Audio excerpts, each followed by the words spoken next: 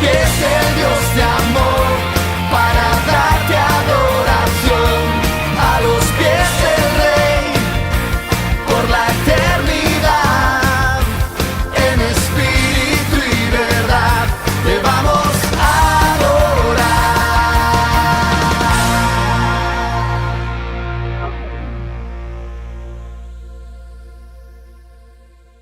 Amén.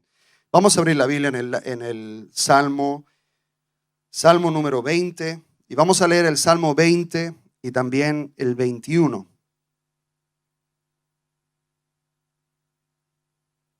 El libro de los Salmos, capítulo 20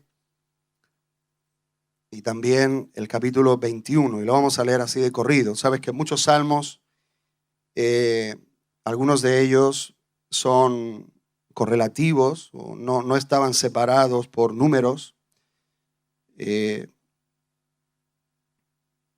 Eran canciones muchas veces que estaban unidos, pero los separaron por capítulos y por versículos y los englobaron en temas para que el lector pudiera ubicarse en el tema que está leyendo. Pero vamos a leerlos como si fuera uno. Amén. Salmo 20, versículo 1. Jehová te oiga en el día de conflicto. El nombre del Dios de Jacob te defienda. Te envíe ayuda desde el santuario y desde Sión te sostenga. Haga memoria de todas tus ofrendas y acepte tu holocausto. Te dé conforme al deseo de tu corazón y cumpla todo consejo. Nosotros nos alegraremos en tu salvación y alzaremos pendón en el nombre de nuestro Dios. Pendón es bandera. Conceda a Jehová todas tus peticiones. Ahora conozco que Jehová salva a su ungido. Lo oirá desde sus santos cielos con la potencia salvadora de su diestra. Estos confían en carros y aquellos en caballos, mas nosotros del nombre de Jehová nuestro Dios tendremos memoria. Ellos flaquean y caen, mas nosotros nos levantamos y estamos en pie. Salva Jehová, que el Rey nos oiga en el día que lo invoquemos. Este Salmo 20, ahora vamos a leer el 21. Este Salmo 20 es como una oración previa a un momento de batalla, a un momento de conflicto. Es como el que va a introducirse en una lucha contra un enemigo real y entonces se encomienda a Dios. Y es como que levanta bandera. También se puede ver cuando el general de un ejército estaba con la bandera de su nación levantada y estaba arengando a las tropas que estaban ya preparadas para ir en contra del enemigo. Y entonces levantaba la bandera y es como que la bandera le infundía un sentido de patriotismo en los soldados. Es como que, oye, peleamos por algo más que nosotros mismos y nuestras familias, peleamos por una bandera. Así que David en muchas ocasiones levantaba la bandera de las tribus de Israel, la bandera del pueblo de Dios, y entonces en esa bandera ellos iban a la batalla. Entonces ahora Salmo 21. El Rey se alegra en tu poder, oh Jehová, y en tu salvación, cómo se goza. Le has concedido el deseo de su corazón y no le negaste la petición de sus labios. Porque le has salido al encuentro con bendiciones de bien, corona de oro fino has puesto sobre su cabeza. Vida te demandó y se la diste, largura de días eternamente y para siempre. Grande es su gloria en tu salvación, honra y majestad has puesto sobre él, porque lo has bendecido para siempre. Lo llenaste de alegría con tu presencia, por cuanto el Rey confía en Jehová. Y en la misericordia del Altísimo no será conmovido. Alcanzará su mano a todos tus enemigos. Tu diestra alcanzará a los que te aborrecen.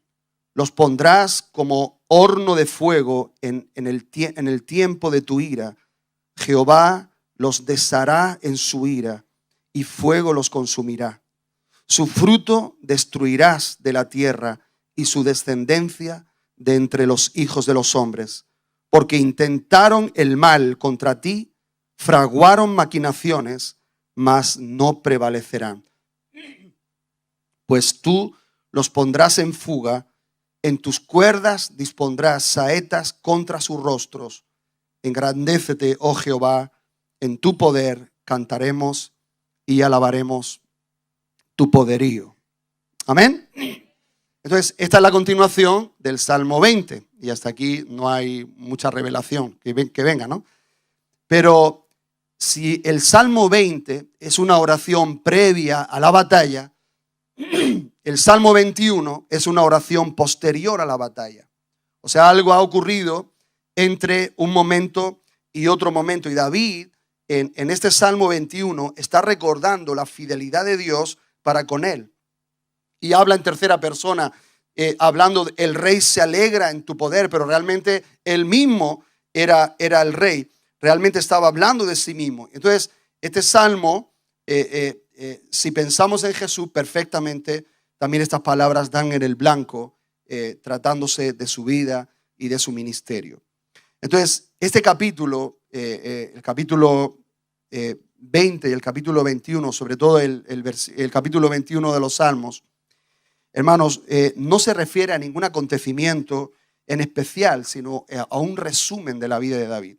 Vosotros sabéis que muchos salmos se escribieron y tienen relación con algún otro pasaje de las Escrituras. El Salmo 18 tiene que ver con una batalla específica. El Salmo 51 también es un salmo muy específico en la vida de David. Y así muchos salmos. Pero este salmo, uno busca algún momento en particular y no lo encuentra. ¿Por qué? Porque este Salmo 21 es como un resumen o el resultado de la vida de David.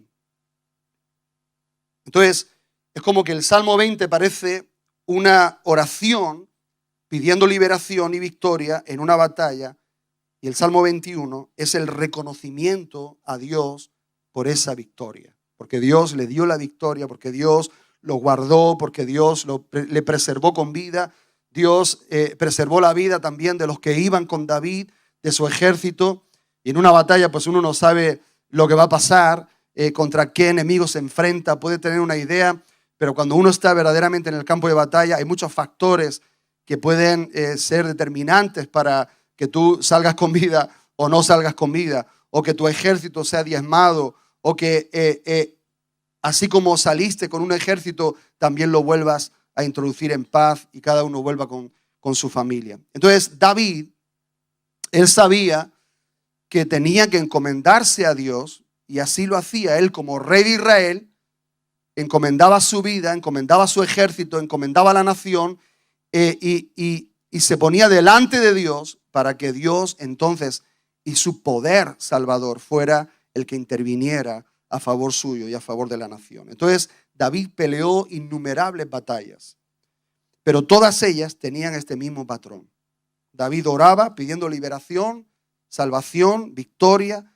Dios le ayudaba en esa batalla y después reconocía que era Dios el que le había ayudado, y entonces le transfería toda la gloria al Señor, porque decía: yo solamente soy un hombre, puedo tener una pericia militar, o puedo saber de guerra, o puedo saber el arte de la guerra, estrategia y todo lo demás, pero hermanos, cuando se trata de una batalla, como digo, uno no sabe lo que va a pasar y las sorpresas que te puede llevar. Pero si nosotros nos encomendamos a Dios antes de una batalla, sabemos que aunque hayan sorpresas por parte del enemigo, Dios tiene la última palabra, y Dios va a ser el que nos guarda, el que nos salva, el que va a estar con nosotros, el que nos va a dar sabiduría, y aquel, como dice también ese pasaje de Primera de Corintios, donde dice: no os ha sobrevenido ninguna tentación o ninguna prueba que no sea humana, dice, pero fiel es Dios, que no os dejará ser tentados o probados más de lo que podáis resistir, sino que junto con la tentación dará ¿qué? La salida. Y eso a mí me anima, hermanos, cuando estoy en un momento de de prueba porque tengo esperanza en Dios y creo en la palabra de Dios. Cuando no teníamos al Señor, cuando estábamos en una prueba, en una tentación o en un momento de conflicto en nuestra vida, pensábamos que quizás eso iba a durar toda la vida. O pensábamos que no íbamos a salir bien parados después de esa prueba. Pero cuando yo voy a la Escritura y me dice Dios que Él es fiel y que Él, juntamente con la prueba, también ha determinado una salida, yo sé que mi prueba es temporal. Yo sé que mi prueba no va a durar toda la vida. Yo sé que mi prueba no va a ser una prueba eterna, sino que Dios, Él ha permitido meterme, introducirme en ese tiempo de prueba porque Él quiere hacer algo conmigo, Él quiere provocar algo en mí, Él quiere madurar algún aspecto de mi carácter, pero sé también algo dentro de mí, el Espíritu Santo me dice, sigue, sigue porque la salida está pronto, sigue porque va a llegar un momento donde tú vas a salir, sigue porque ahí la salida llegará, no sé cuándo, yo digo, Señor, ¿cuándo? Tú sigue que yo te voy a mostrar en un momento determinado la puerta para que tú salgas, y esa prueba terminará y entonces yo te voy a dar algo precioso en tu vida. Tú vas a tener una fe más pura, tú vas a tener paciencia, tú vas a ser una persona que no se va a dejar llevar de acá para allá, vas a ser una persona estable, vas a ser una persona con autoridad después de que tú hayas pasado esa prueba. Amén. Así que dile a que tienes a tu lado, ánimo, porque la salida está cerca. Amén. Ahora quiero poner la atención en el versículo 3 del capítulo 21. Y aquí está el mensaje que quiero compartir con vosotros. Y vamos a ir hablando acerca de esto. Dice, porque le has salido al encuentro con bendiciones de bien, corona de oro fino has puesto sobre su cabeza. Fíjate lo que está diciendo aquí David. Fíjate lo que está diciendo. David reconoce, hermanos, en momentos de lucha, la amenaza del enemigo en su vida. Pero en todas esas situaciones él reconoce de que de alguna manera Dios le ha salido al encuentro.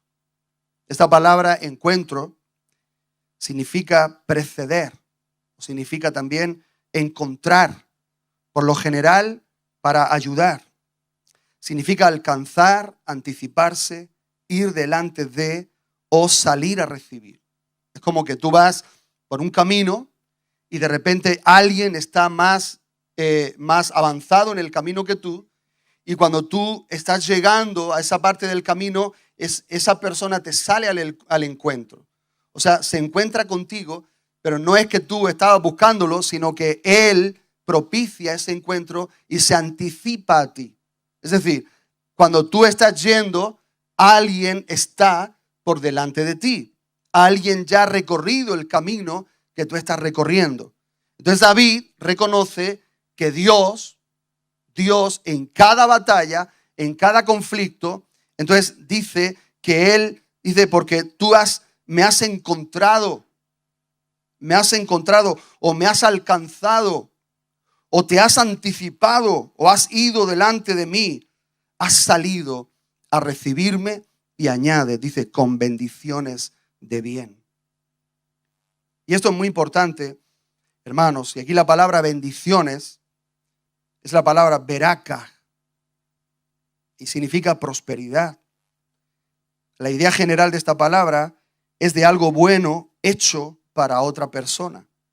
Esto puede expresarse por la entrega de un regalo tangible, algo que te dan, un regalo físico, o de manera verbal, a través de palabras de bendición. Cuando nosotros decimos Dios te bendiga, es beraka, estamos declarando, soltando una bendición sobre tu vida, algo que es bueno para ti, algo que te va a beneficiar, que va a ser añadido a tu vida y que son bendiciones de bien. Pero la mayoría de las veces esta palabra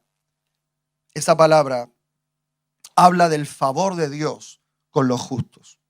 Entonces, Dios siempre ayudó a David y David lo reconoce. Y quizá él pensó, ahora entiendo por qué tú pusiste en mí el deseo de tocar el arpa. Es como que eso me abrió la puerta del palacio cuando el rey Saúl estaba endemoniado y estaba buscando, dice, pues ir por ahí, buscar a alguien que sepa tocar. Y tenía otras características, que sea valiente, que sea también un hombre de guerra, pero principalmente lo que Saúl estaba buscando es alguien que supiera tocar. Y encontraron a David, que sabía tocar el arpa. Era algo que él sabía hacer porque seguramente Dios había puesto un deseo en David de aprender a tocar el arpa. Entonces, ese don, ese talento, le abrió la puerta de palacio.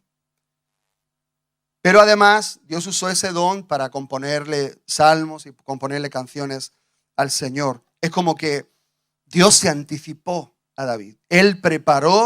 Dios preparó algo que David tenía que hacer en el desarrollo de su vida, y anteriormente él preparó a David para que cuando llegara el momento donde Dios quería hacer algo, entonces no hubiera ningún impedimento y pudiera hacerlo. Entonces, yo me imagino, hermanos, que David recordó todas las veces que Dios le salió al encuentro. Que Dios le salió al encuentro, que Dios se anticipó. Muchas veces nosotros no sabemos por qué hacemos lo que hacemos. Muchas veces nosotros decimos, oye, pues siento de hacer algo. En una ocasión a mí me dio como un deseo de aprender a tocar la guitarra. Yo decía, yo quiero tocar la guitarra para adorar en mi casa. Yo no pertenecía al grupo de alabanza, yo no era levita, ni de los que levitan, ni era de nada de eso. No tenía un llamado de Dios, nadie me había profetizado, nadie me había dicho. Yo decía, yo quiero adorar a Dios. Lo que sí tenía claro es que era un adorador, y de repente tuve un deseo de aprender a tocar la guitarra. Y entonces le dije al guitarrista de la iglesia, oye, me tiene que enseñar a tocar la guitarra. Y me dijo que no me enseñaba. Porque, claro, yo sabía, dice, este me va a quitar a mí el puesto. Porque yo era muy intenso para todo, hermanos. Yo desde el principio me comí la Biblia, me leía los libros a pares, ayunaba, era intenso. Entonces decía, le enseño yo a tocar la guitarra y en 15 días me saca de la alabanza, ¿no? Y me dijo que no. Pero yo lo miraba. Cuando él tocaba la guitarra, yo lo miraba. Estaba así como que adoraba, pero con un ojo lo estaba mirando. Y luego en mi casa hacía lo que él hacía. Hermanos, y en poco tiempo, me dejé los dedos ahí en las cuerdas, pero al poco tiempo tocaba como él. Ya que no saben lo que pasó. No en 15 días, pero en un tiempo algo pasó, hermano, que ese hermano dejó tocar la guitarra y el Señor me puso a mí a tocar la guitarra ahí en la iglesia. Era facilitar con un instrumento y poder cantar, y facilitar de que vosotros también pudierais adorar a Dios con el tañer de una guitarra. Entonces, David, él decía, tú me has salido al encuentro, no en una batalla específica, sino en el desarrollo de mi vida. Tú me has salido al encuentro con bendiciones de bien, tú te has anticipado. Ahora entiendo lo que supuso el encuentro con Goliat. Tú podías haber llenado con tu espíritu a cualquiera de los hermanos de David, a un Abisai, a cualquiera de los guerreros de Saúl. Hermanos, Dios hubiera podido llenar con su espíritu a cualquiera de ellos, pero estaban todos amedrentados. Y llegó David y entonces vio al filisteo y no le tuvo miedo. Dijo, oye, pero ¿por qué teméis a este hombre? ¿Que por qué tememos a este hombre? ¿Tú de dónde vienes, chaval? ¿De dónde has salido tú? ¿Cómo que es que no ves cómo es este hombre? Pero Dios puso tranquilidad y puso una visión diferente en la vida de David. Y no vio al gigante, sino que vio a un incircunciso. Dice, me lo meriendo. Dios se lo puso ese deseo. Dice, ahora entiendo por qué. Porque eso supuso que yo tuve contacto con el rey, me casé con la hija del rey y tuve un afecto y una estima por el ejército junto con el ejército, halló un favor. O sea que todo lo que sucedió en la vida de David es que como David echaba la mirada atrás y dijo, wow, Señor, aquí me saliste al encuentro. Oh, aquí tú te anticipaste. Yo no sabía por qué sucedió esto, pero ahora lo entiendo, Señor. Wow, fuiste tú. Yo no lo hubiera hecho mejor. Yo no hubiera podido tener tanto acierto, tanto tino con todo lo que tú hiciste para conmigo. ¿Te das cuenta, hermanos? Entonces, cuando nosotros recordamos momentos de nuestra vida, nosotros vamos a saber identificar diferentes tiempos y vamos a saber el porqué de algunos de los tiempos que hemos pasado, o incluso más adelante nosotros vamos a entender tiempos que estamos viviendo ahora, que no entendemos, que no sabemos muy bien qué es lo que está pasando con nosotros, pero dentro de un tiempo lo vamos a poder explicar. ¿Cómo sucedió cuando Pedro estaba en esa terraza orando y de repente se le bajó ese lienzo con animales inmundos, con cuadrúpedos, con aves y todo tipo de animales que eran prohibidos por la ley? Y entonces Dios le dijo, Pedro, mata y come, y él tuvo ese conflicto con Dios y dijo, wow, Señor, tú no me pidas eso, es imposible que tú me estés pidiendo a mí esas cosas. Entonces vino esos comisionados por ¿cómo se llamaba? Cornelio, gracias. Esos comisionados por Cornelio y alguien le dijo, oye, hay unos que te buscan y no son judíos y no sabemos qué es lo que quieren. Entonces, oye, ¿vosotros qué queréis? No, nosotros somos siervos de un tal Cornelio, él es un centurión romano, que tal y que cual, y se ponen a explicarle todo. Y entonces es como que Dios le había dicho a Pedro, ve con ellos. Y Pedro, hermanos, yo me imagino que cuando iba por el camino, él miraba gentiles por todos lados. Él miraba que esos no eran israelitas y él pensaba, madre mía, como se entere Jacobo, como se enteren mis hermanos, los apóstoles, que yo estoy yendo con gentiles. Y cuando entra en casa de Cornelio, lo primero que le dice no es, oh, Dios os bendiga, queridos gentiles, amados. No, sino que le dice, mira, vosotros sabéis cuán abominable es para un judío estar con un gentiles y comer con él. Imagínate qué palabras de bendición les trasladó Pedro. ¿Por qué? Porque Pedro estaba como él no sabía para qué el Señor lo había llevado a casa de Cornelio. Pero cuando Pedro se pone a hablar y habla acerca de Jesús y acerca del Mesías, entonces de repente viene el Espíritu Santo y llena toda la casa de Cornelio. Cornelio estaba ahí hablando en lengua, seguramente tirado, la esposa de Cornelio, los hijos de Cornelio, todo el mundo ahí estaba lleno del Espíritu Santo como ellos le había pasado en el día de Pentecostés. Y entonces Pedro dice, ahora entiendo por qué el Señor me mostró la visión, ahora entiendo qué es lo que significa la visión, ahora entiendo por qué el Señor me dijo que venga con ellos y ahora entiendo qué es lo que Dios quiere hacer con los gentiles y ahora entiendo también que Dios también le ha dado lo mismo que a nosotros. Y cuando los apóstoles lo llaman a cuentas, dicen, oye, ¿qué pasa contigo, Pedro? ¿Tú qué? Comiendo con gentiles, ¿no? Yéndote por ahí de copas con gentiles. Entonces dice, hermanos, no es así, sino que, y entonces se pone a explicarles.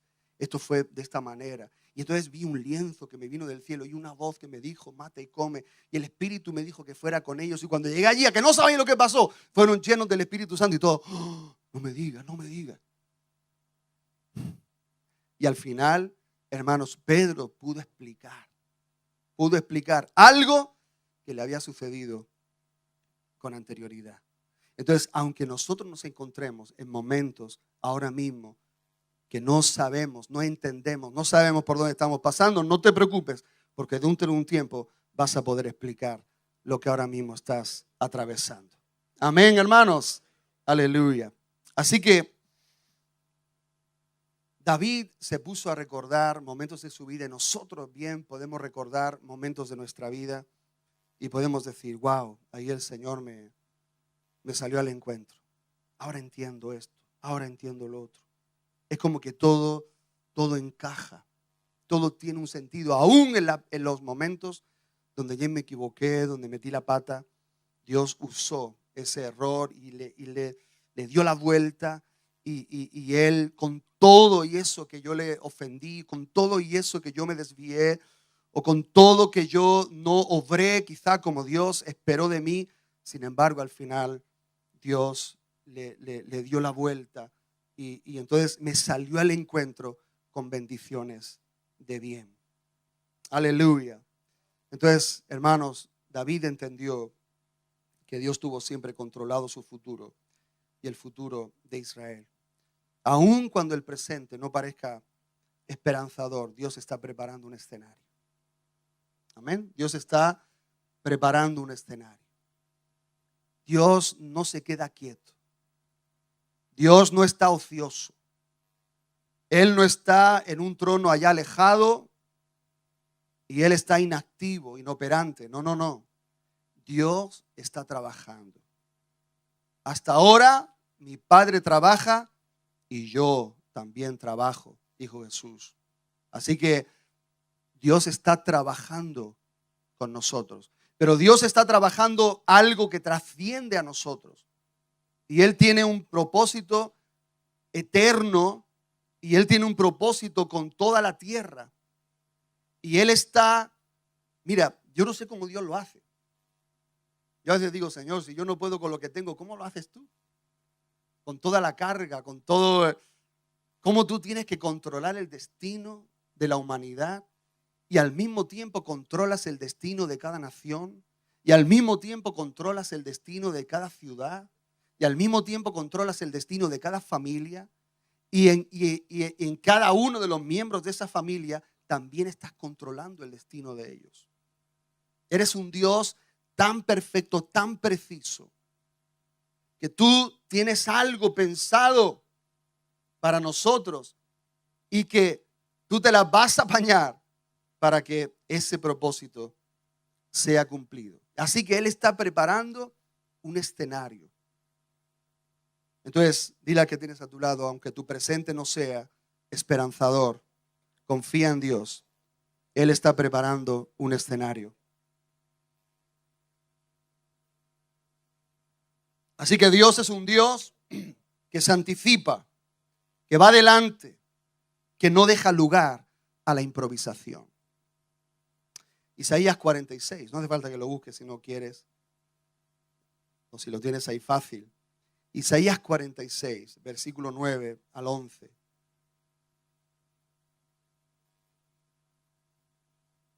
Dice la palabra de Dios, acordaos de las cosas pasadas desde los tiempos antiguos, porque yo soy Dios y no hay otro Dios, y nada hay semejante a mí que anuncio lo porvenir desde el principio y desde la antigüedad lo que aún no era hecho. Que digo, mi consejo permanecerá y haré todo lo que quiero, que llamo desde el oriente al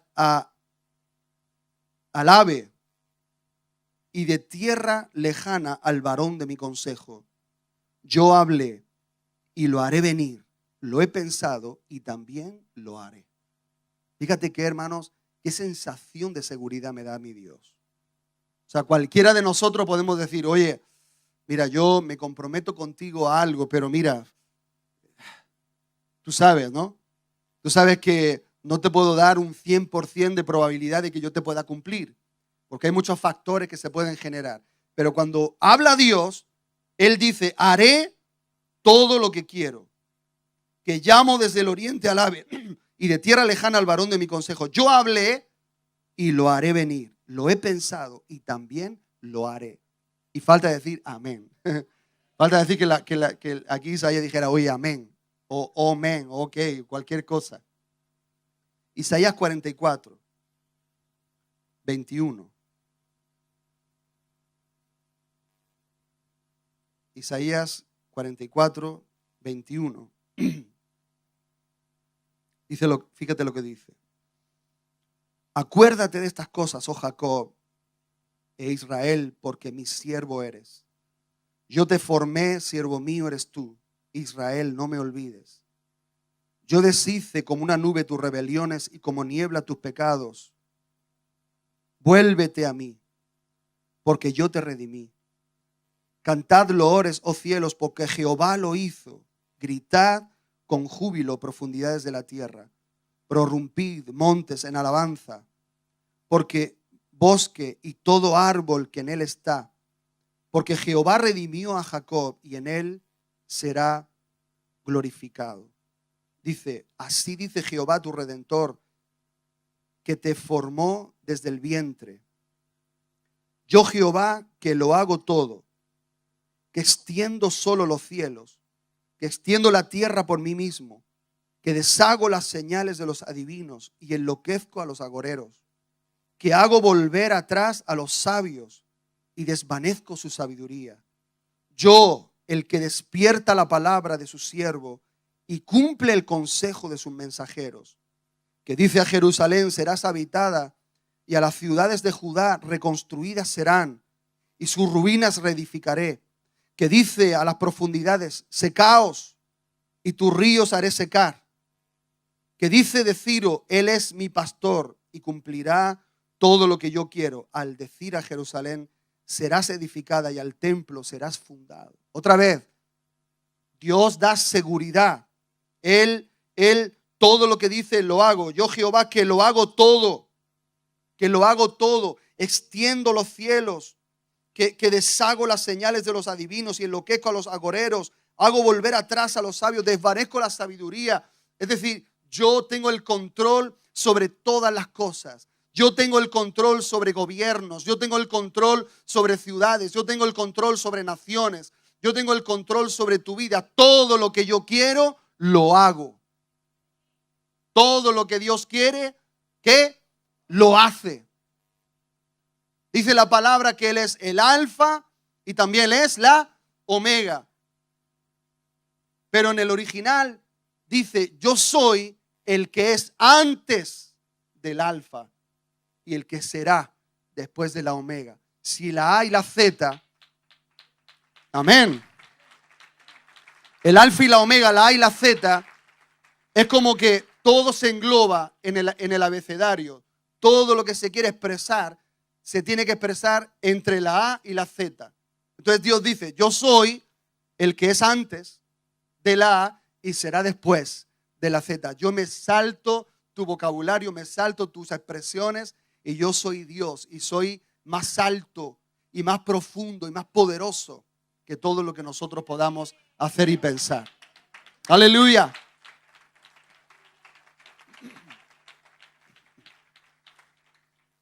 Ahora vamos al libro de Esther. El libro de Esther.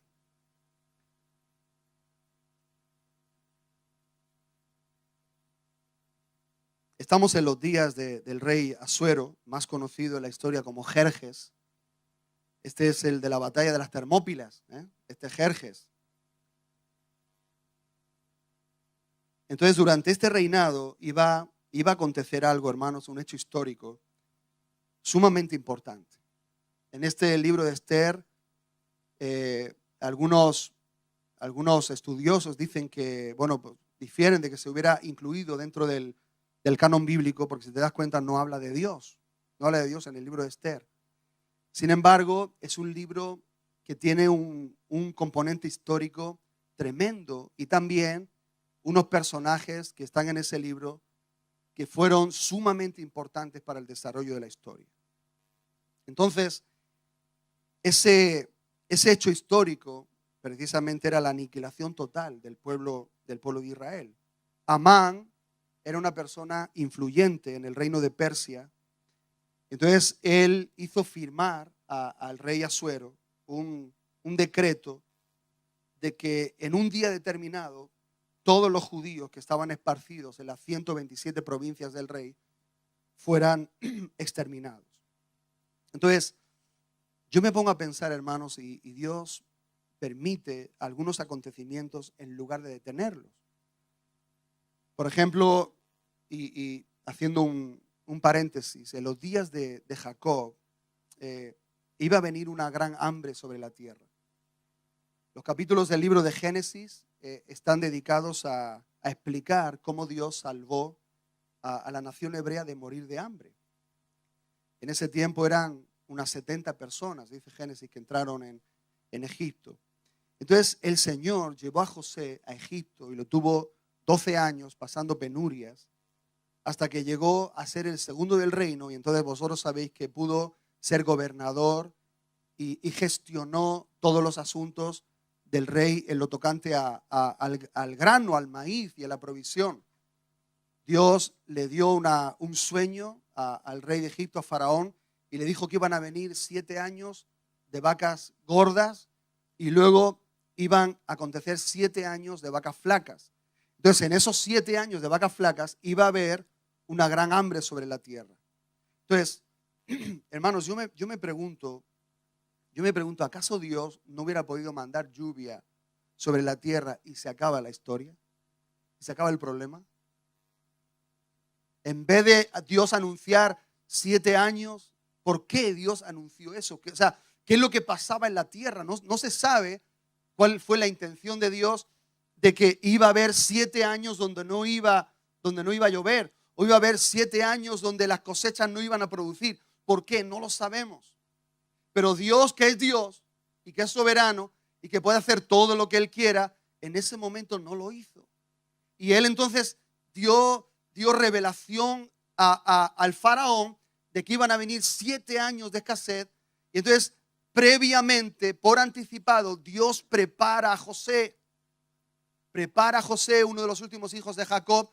Y entonces, vosotros sabéis toda la historia de José, cómo sus hermanos lo echan en la cisterna, cómo lo venden a una caravana de ismaelitas, cómo lo llevan a Egipto, todo lo que pasó en casa de Potifar, lo meten en la cárcel, todo lo que sucedió en la cárcel, hasta el final él llega a ser uno de los principales en el reino de Egipto. Yo digo, Dios, ¿por qué te complicas tanto la vida? Haz llover, manda la nube que caiga agua, manda una nube por ahí a la tierra y llénalo todo de agua y que las cosechas sigan. Pero hermanos, hay acontecimientos en la historia que Dios permite que sucedan. Hay cosas en la historia que Dios permite que sucedan. ¿Por qué? Pues no lo sé. Pero nosotros vemos acontecimientos en la historia y decimos, Señor, pero tú no hubieras podido poner tu mano en esto. No podías tú haber puesto tu mano, Señor, en la vida de esos casi 6 millones de judíos que fueron muertos por Hitler. No hubieras podido tú poner tu mano, Señor, en momentos de la historia donde dices, bueno, Señor, tú con un solo gesto tú hubieras podido cambiar todo esto. Sin embargo, Dios, por alguna razón misteriosa, Él sigue adelante con algunos acontecimientos históricos. Entonces, pero hermanos, en medio de ellos, como vemos aquí en la historia de José, en medio de ellos, Él está preparando un escenario de salvación para su pueblo. Y esto es lo que sucedió con Esther. La historia del libro de Esther se desarrolla precisamente para explicar cómo Dios tiene el control de la historia. Y quiero que vengas al libro de Esther, capítulo 3.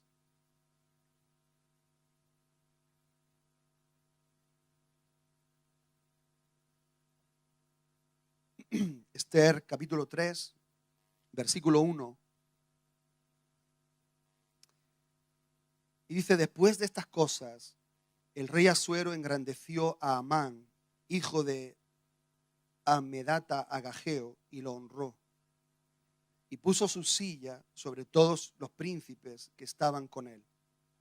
Y todos los siervos del rey que estaban a la puerta del rey se arrodillaban y se inclinaban ante Amán.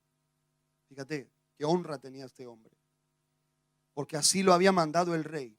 Pero Mardoqueo ni se arrodillaba ni se humillaba. Y los siervos del rey que estaban a la puerta preguntaron a Mardoqueo, ¿por qué traspasas el mandamiento del rey? Aconteció que hablándole cada día de esta manera y no escuchándolos, él lo denunciaron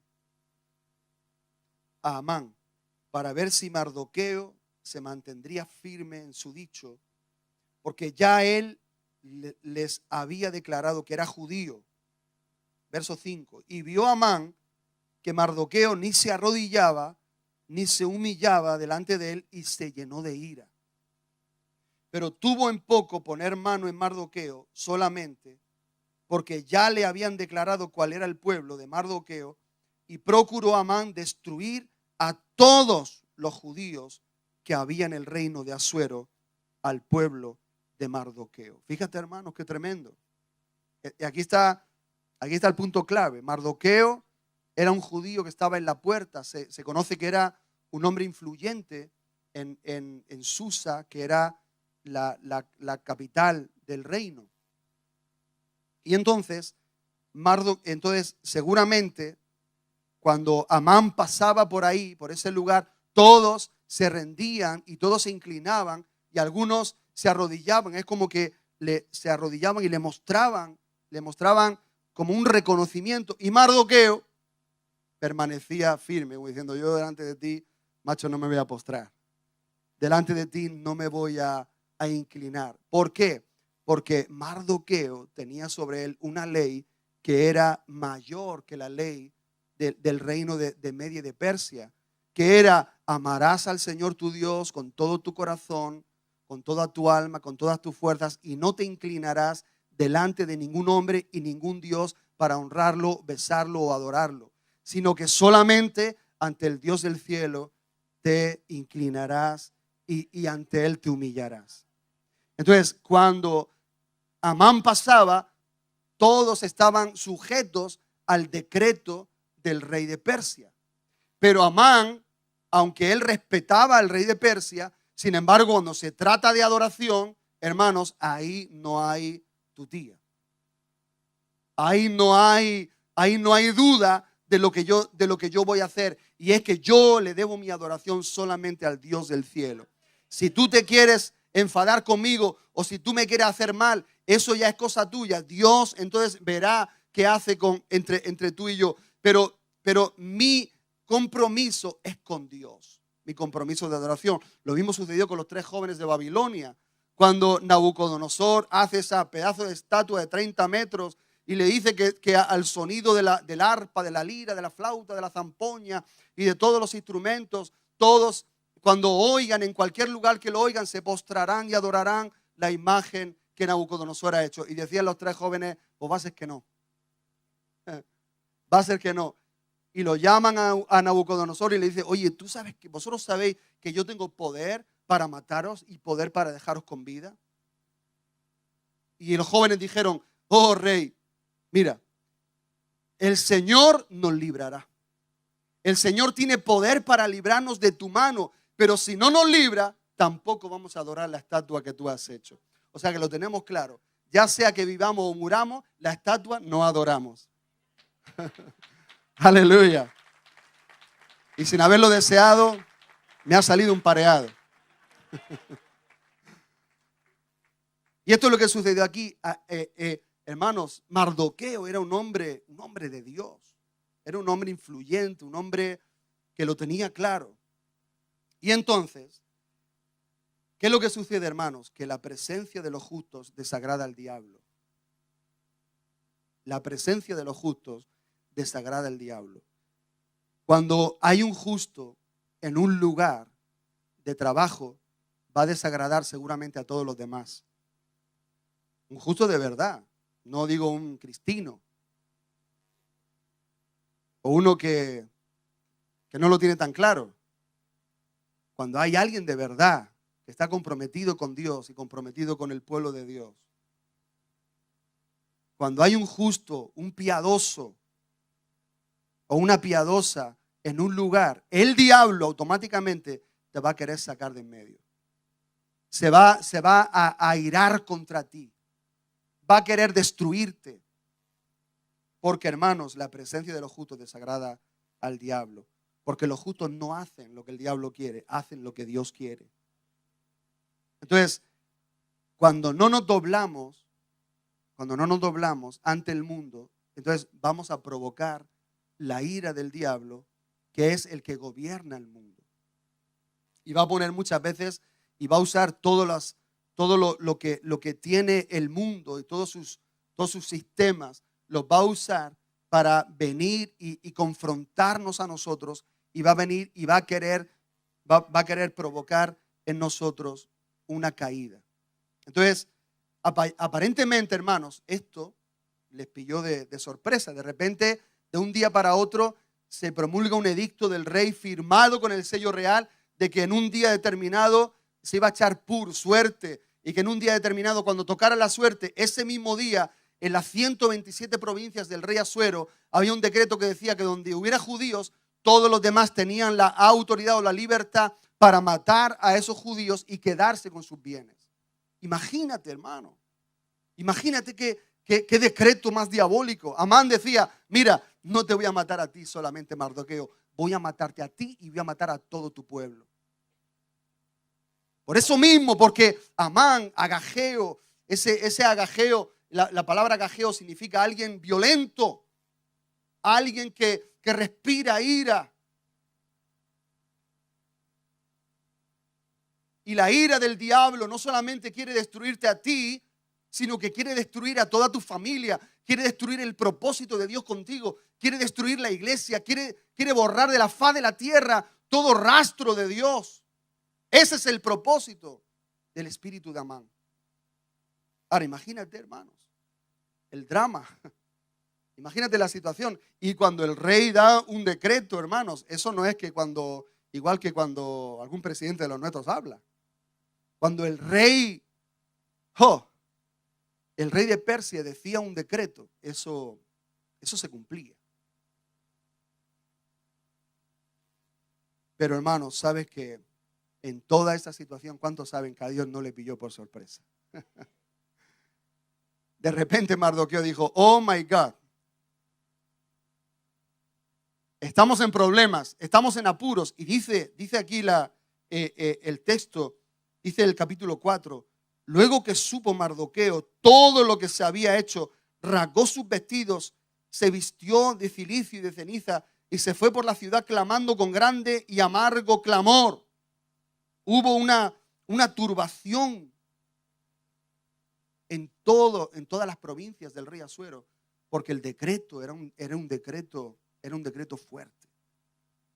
Pero, hermano, repito, esto le pilló por sorpresa a ellos, pero a Dios no le pilló por sorpresa.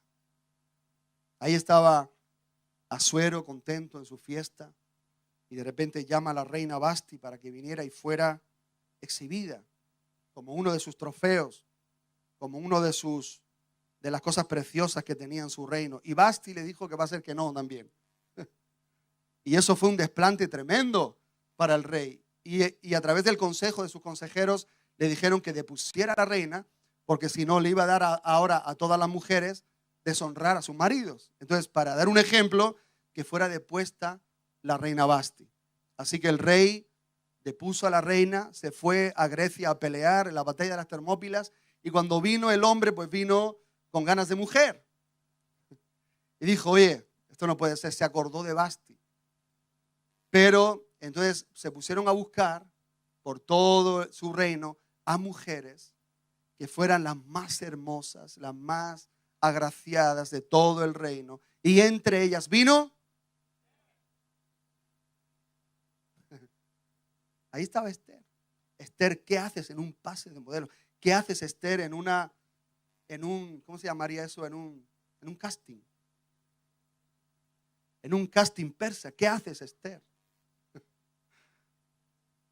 Pero no fue Esther la que fue, ni la que le dijo, ni su tío Mardoqueo, oye, Esther, ve a ver si el rey se enamora de ti y ya, hermano, aquí salimos de pobres, aquí ya tenemos todo lo que deseemos. No era esa la intención. Aunque muchos queremos que nuestros hijos sean futbolistas y que sean nuestras hijas modelos y wow, y así esto va a ser fácil. Así cuando crezcan y ganen dinero yo ya tengo mi jubilación resuelta. Pero este no era el caso, sino que era Dios, que estaba anticipándose al decreto de Amán y del rey, y él había preparado una solución para esa situación. Y la solución se llamaba Esther. Ahora, ¿qué tenía Esther? ¿Qué tenía Esther? No dice que fue llena del Espíritu Santo, no dice que fuera profeta, no dice que tuviera dones tremendos. ¿Qué tenía Esther? Era guapa. Era guapa. Yo no sé si guapo de acuerdo al modelo presente, ¿verdad? Porque ahora nosotros tenemos un concepto de la guapura que nos han impuesto. Pero yo no sé si al rey Asuero le gustaban más las gorditas o le gustaban más, qué sé yo, otro tipo de mujeres, como algunos reyes de la historia que no han tenido, vemos incluso que eran hombres que se vestían de mujeres, ¿no? Vemos algunos cuadros en algunas de las cortes de los reyes que decían eran sus concubinas, y de repente vemos el cuadro a un hombre, hermano, que se le ve ahí el resto de la barba pintado de blanco, los morros así pintados con un traje y un gorro, y lo vemos ahí. Y dice, pues vaya una hermosura, ¿no? Pero eso era lo que le gustaba al rey. Ahora, al rey Asuero, yo no sé lo que le gustaba, pero Dios puso en Esther todo lo que le iba a gustar al rey Asuero. Dios tenía un propósito con Esther. Así que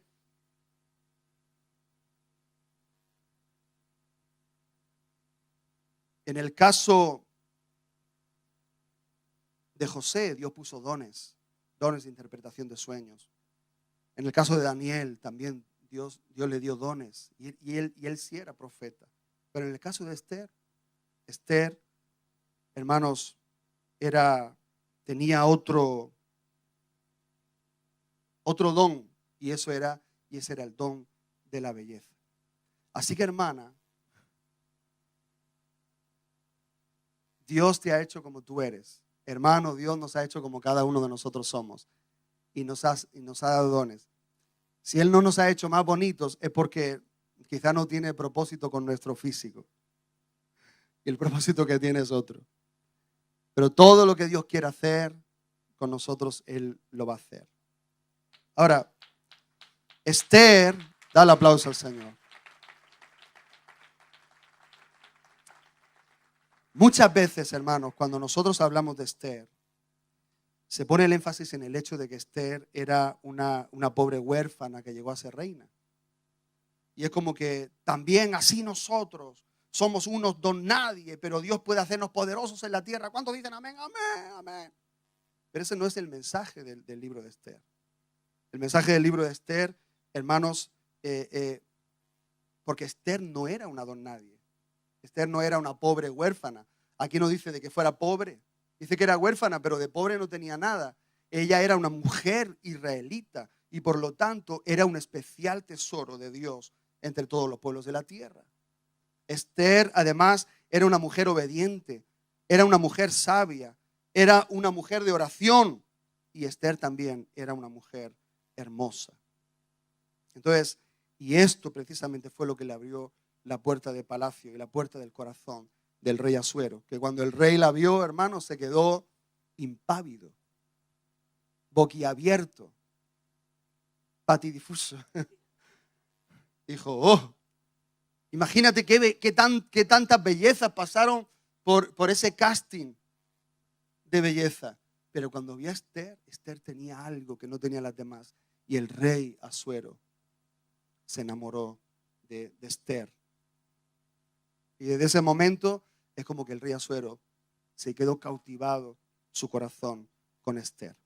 Entonces, hermanos, Dios conoce tanto el principio como el final y salió al encuentro de esta situación para preparar una poderosa salvación. El Señor se anticipó y obró. Es como que el Señor movió sus fichas y al final ganó la partida. El versículo clave del libro de Esther es este, capítulo 4, versículo 13. Fíjate.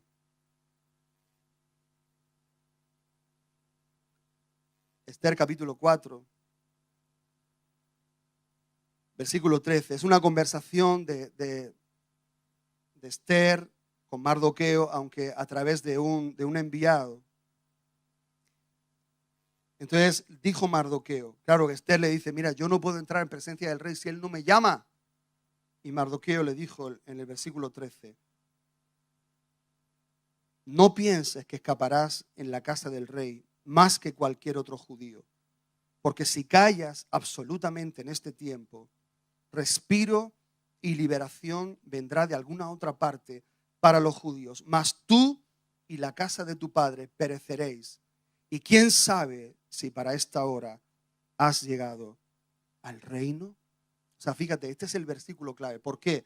porque todo lo que había pasado anteriormente, todo lo que Dios había hecho con Esther, su apariencia, todo lo que Dios había hecho a lo largo de su vida, ese momento era el momento clave.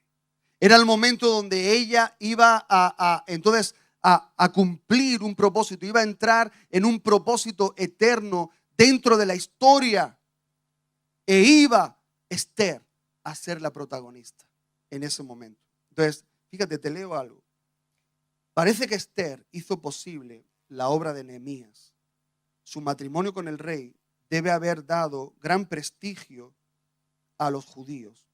Es imposible aventurar lo que hubiera podido ocurrir a la nación hebrea si no hubiera sido por Esther. De no ser por ella, puede que Jerusalén nunca se hubiera reedificado, porque 30 años después de Esther vino Esdras y después vino Nehemías y la obra de la edificación. Y vosotros sabéis cuánto favor tuvieron esos hombres y los judíos en general para que Israel el templo fuera reedificado y la muralla fuera reedificada. Y parece que los reyes estaban a favor y le dieron todo lo que los israelitas necesitaban. ¿Por qué? ¿Sabe por qué? Porque Esther había sido una mujer de mucha influencia en el reino. Asuero creo que vivió 13 años o 15 años después. Y entonces reinó su hijo Artajerjes. Pero la reina Esther siguió en palacio. Ella era la reina.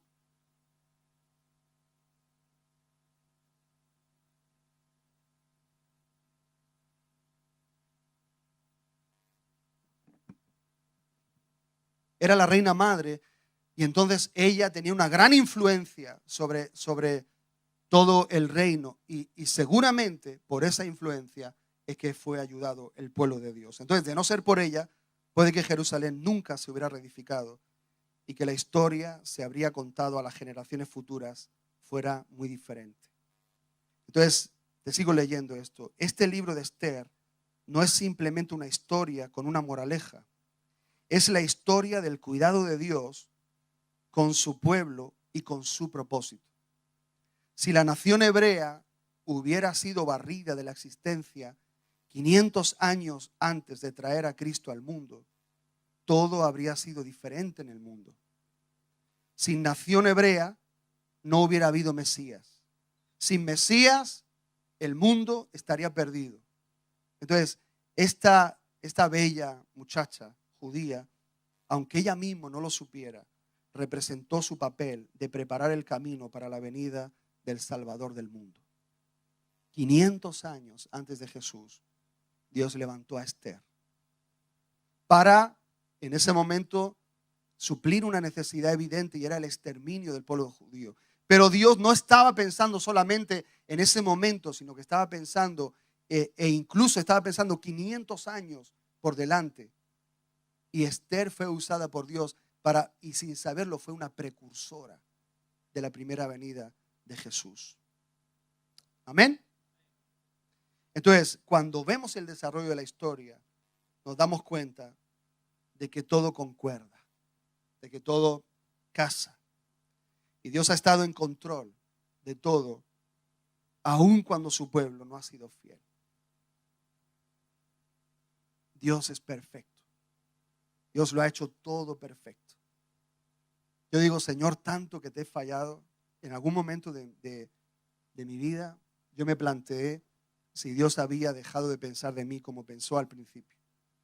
Al principio de convertirme, Él me profetizaba mucho, me hablaban de una manera, de otra.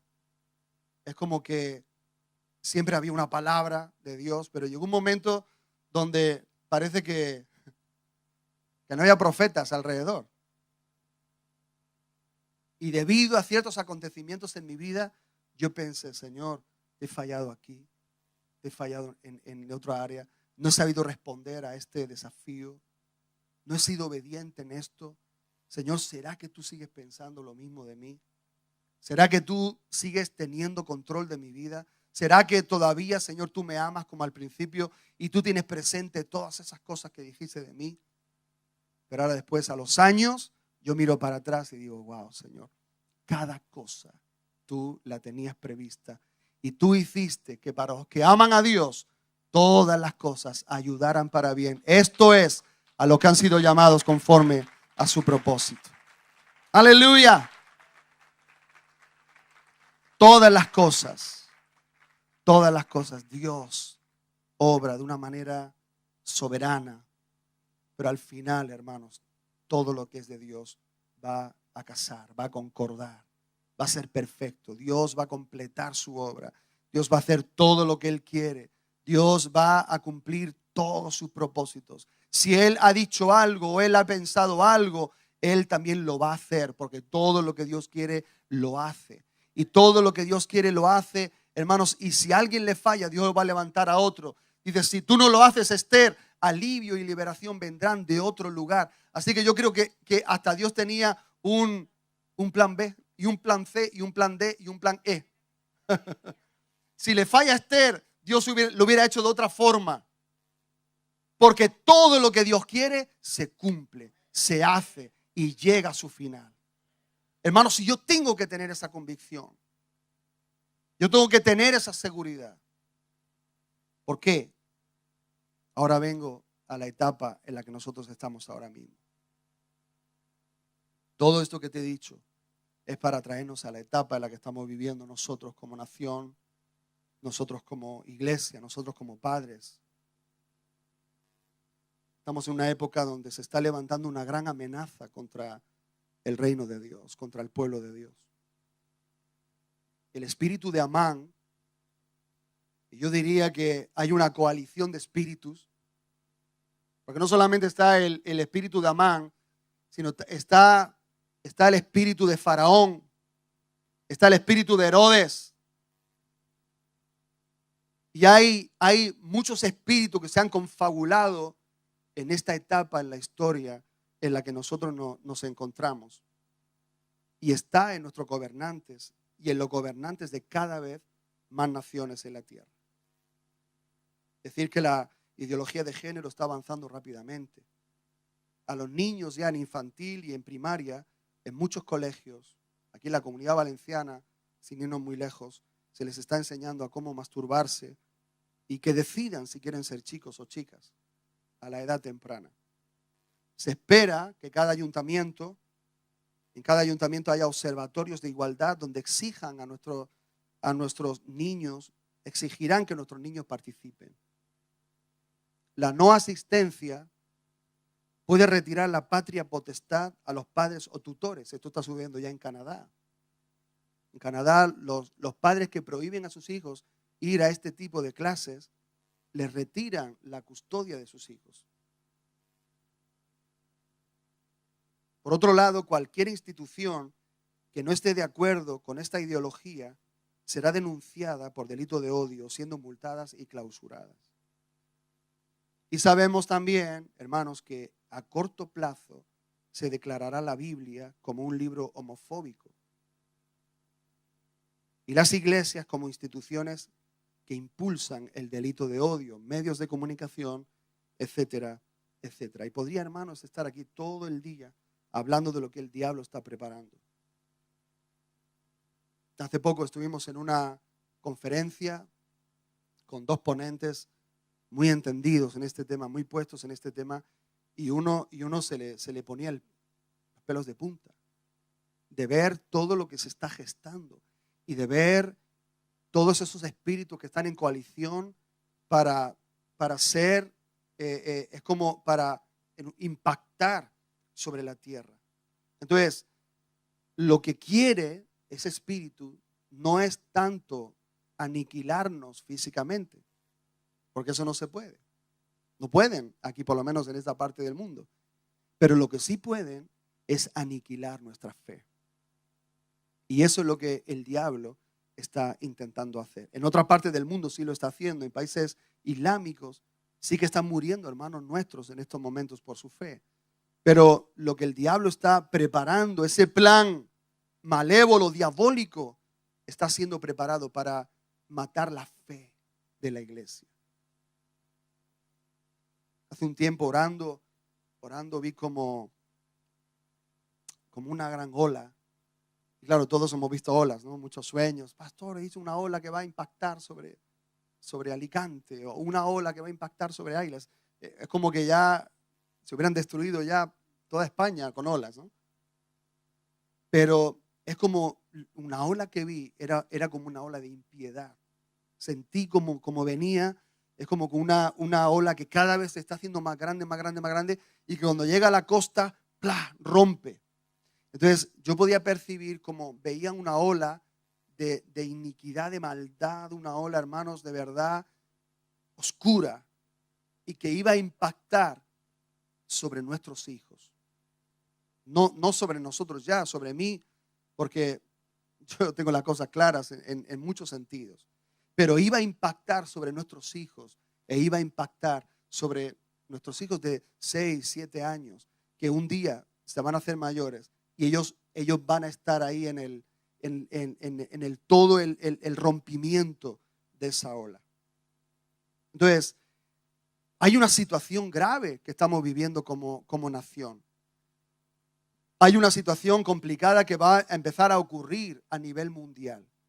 Ahora, ¿nosotros qué hacemos como iglesia?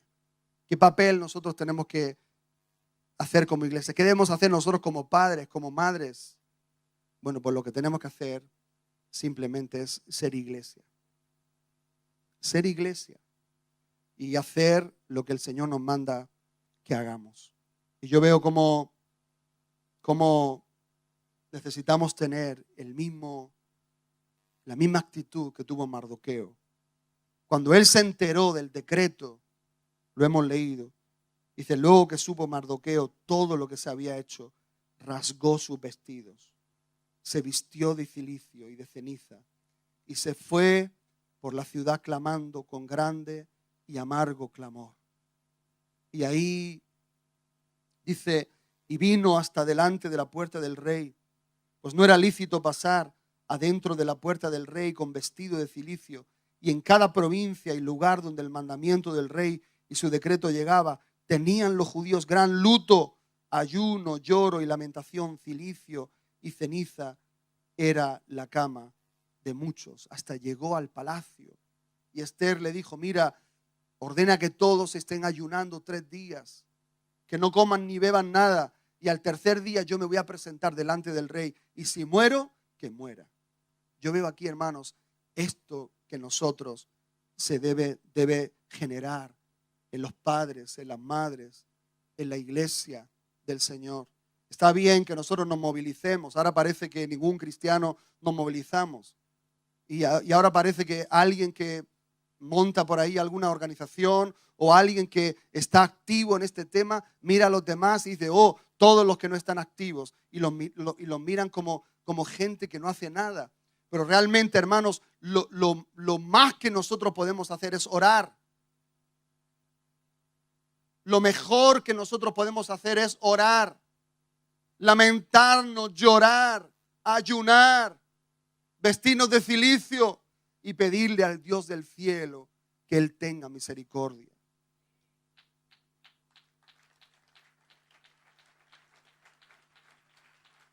¿Por qué, hermano? Porque la oración y el ayuno en el hogar o en la iglesia trae la revelación de lo que se debe hacer. Y además también moviliza a las huestes de Dios para que peleen a nuestro favor. Yo sé que cuando oro, hermanos, yo muevo poderes que no están a mi alcance. Yo sé que cuando oro, yo puedo ser una persona solo, de rodillas en mi habitación, en mi cuarto, pero yo sé que cuando yo oro, alguien está peleando por mí. Yo puedo salir y pelear y patearme las calles y llenar la calle de carteles. Y yo puedo hacer un esfuerzo de ese tipo que es válido. Como lo que ha sucedido en Argentina, donde la iglesia evangélica se ha unido, se ha juntado y ha habido una victoria tremenda. Hermanos, pero esa victoria se debe de pelear primero y se debe de ganar primero en el ámbito espiritual. Porque la iglesia no hemos sido llamados a manifestarnos, la iglesia hemos sido llamados a orar. Cuando el Sanedrín estaba amenazando a los discípulos para que no hablaran en el nombre del Señor, porque los iban a echar en la cárcel, los iban a azotar, y ellos lo primero que hicieron es, Señor, mira sus amenazas. orar. Señor, mira sus amenazas y concédenos que con todo denuedo hablemos la palabra de Dios. En estos tiempos lo que más tenemos que hacer es orar para que Dios nos dé denuedo y hablar con unción y con gracia y poder las sagradas escrituras. No es que tenemos que dejar de hablar de Dios, sino es cuando más tenemos que hablar de Dios, cuando más tenemos que hablar de la palabra de Dios, cuando más nos tenemos que levantar en el nombre de Jesús y con el poder que Dios da para poder hablar las cosas con claridad y con verdad, porque es la verdad la que trae libertad a las naciones, porque es la verdad la que trae libertad a las familias, porque es la verdad la que trae libertad al hombre.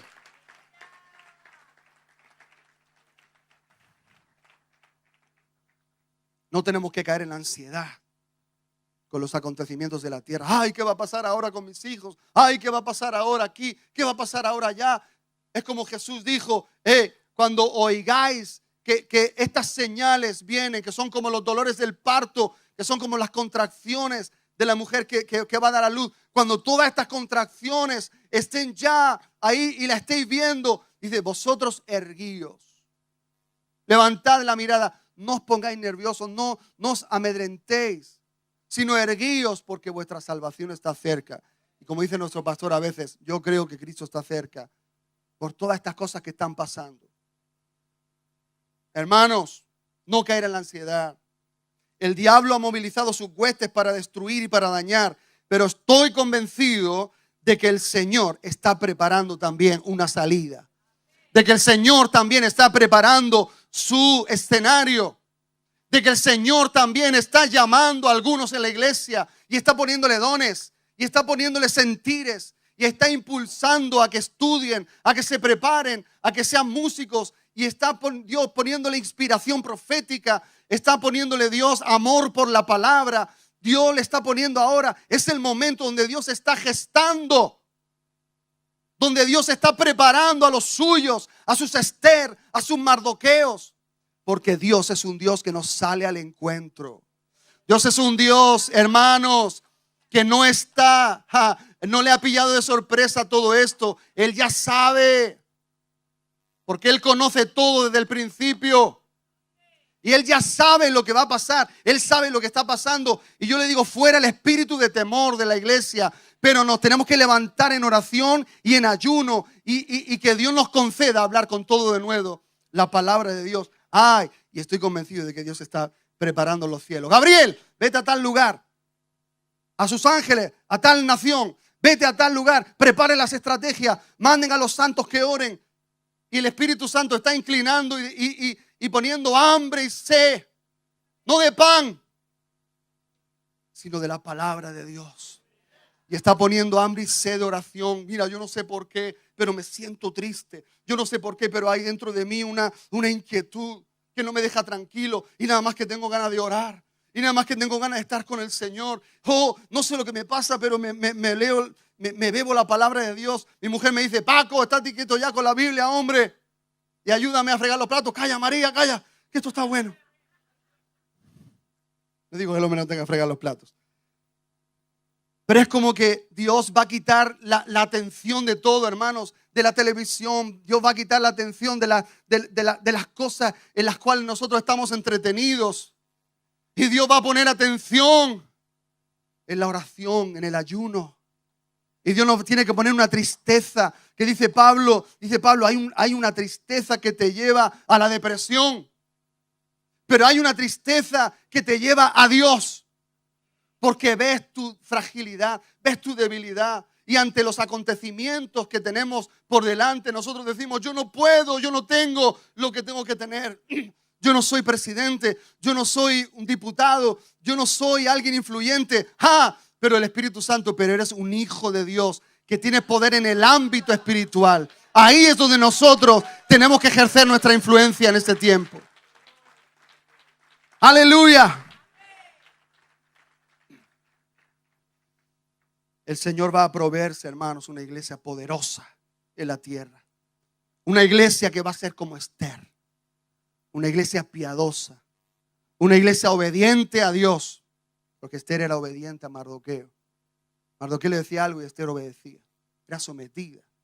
Aún siendo reina, hacía lo que Mardoqueo le decía. porque tenía ese espíritu de obediencia. Una iglesia de oración y ayuno, una iglesia donde se halla el favor del Rey y que estará conectada con gente influyente en la tierra. Atentos con lo que Dios va a hacer. Yo no sé cómo Dios lo va a hacer. Ay, hermanos, pero a mi Dios no se le pide de sorpresa. El diablo ha levantado su bandera y viene con infundiendo mucho temor, y viene con un lenguaje grandilocuente, y viene con leyes contrarias a Dios y a su gobierno. Ay, pero yo le digo a los gobiernos y le digo a los gobernantes, cuidado, porque a Dios no le habéis pillado por sorpresa. Así que preparémonos y prepárate para lo que Dios quiere hacer. Una iglesia que no se dobla ante Amán. No se dobla ante Amán. Ahora va a empezar a decir, no se puede decir esto, no se puede ir en contra de aquello, no se puede decir que la homosexualidad es pecado, no se puede decir que esto. Y eso es como venir a Amán y doblarnos ante Amán.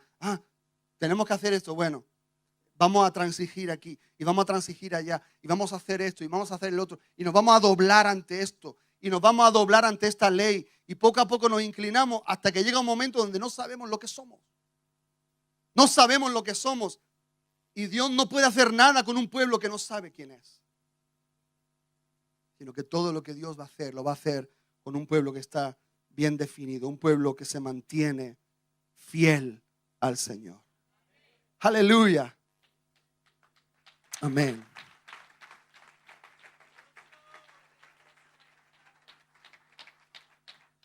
Ay, hermanos, yo confieso que cuando yo oigo todas estas cosas, algo dentro de mí hay una impotencia que hay dentro de mí tremenda. Cuando estábamos en esa conferencia, habíamos algunos hermanos que fuimos aquí de la congregación y cuando estábamos llegando había hermanos, cientos de jóvenes con banderas, gritando, insultando a todo el que entraba. Nosotros nos miramos y decimos, ¿entramos o no entramos? Seguro que nos van a decir de todo menos bonicos, ¿no? Y yo decía, ¿por qué están tan nerviosos?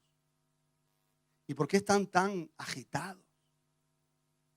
Vamos a una conferencia donde se va a hablar de paz, donde no es una conferencia donde nos van a enseñar a pelear, a usar armamento. No es una conferencia donde nos van a enseñar a cómo usar armas químicas ni nada de eso. Es una conferencia para que nos van a hablar. ¿Por qué están tan nerviosos esta gente? Hermano, unos insultos, que ya hacía años que no oía insultos tan fuertes. A nosotros nos dijeron algunos, a la entrada y a la salida. Y cuando estábamos dentro se oía.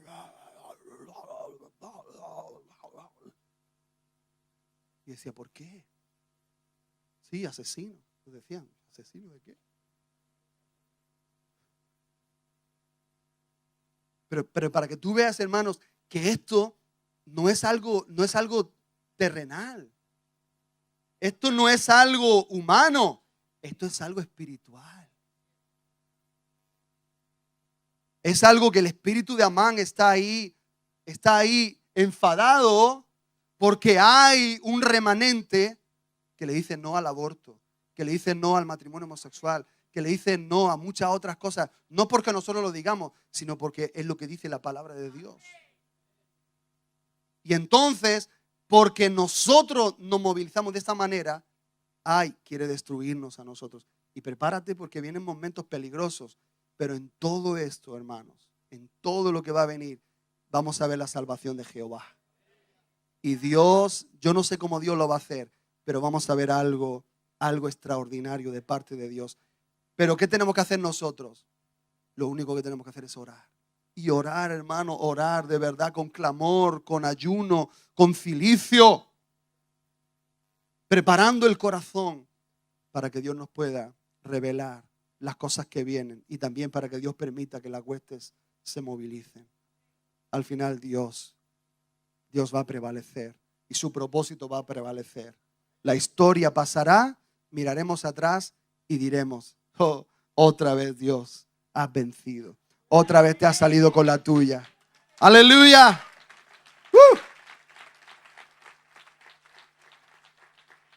Aleluya.